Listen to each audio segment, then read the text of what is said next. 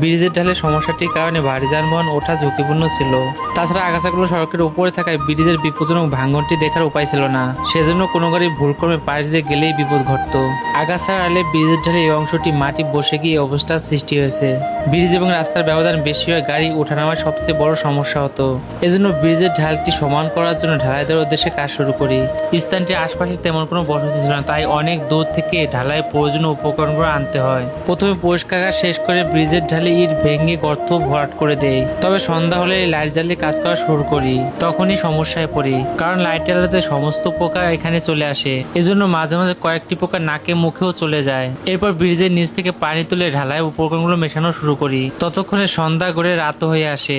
এরপর ঢালাই কাজটি সম্পূর্ণ করা হলো ব্রিজে কোনো একটা অপূর্ণতা রয়ে যায়। তা হলো ব্রিজের পাশে বাড়তি রেলিং না থাকায় তার রং করার প্রয়োজন ছিল, যাতে দূর থেকে গাড়ি চালক ব্রিজের সীমানা বুঝতে পারে। এজন্য ঢালাই কাজ শেষ করে সমস্ত প্লারটা ঘষের মধ্যে চকচকা করে নেই। এরপর সমস্ত প্লারটি সাদা রং করে নেই। এরপর খোপ খোপ করে লাল রংটি এঁকে দেই, যেটি গাড়ি চালকের দৃষ্টি সহজে আকর্ষণ করতে পারে। তবে কাজ করার সময় আকাশে প্রচুর মেঘ ছিল, কিন্তু বৃষ্টি হয়নি। এজন্য আমাদের কাজ করতে অনেকটা সুবিধা হয়েছে। আর যদি বৃষ্টি হতো তাহলে আমাদের সবাইকে ভিজতে হতো, কারণ আশপাশে কোনো বসতি ছিল না।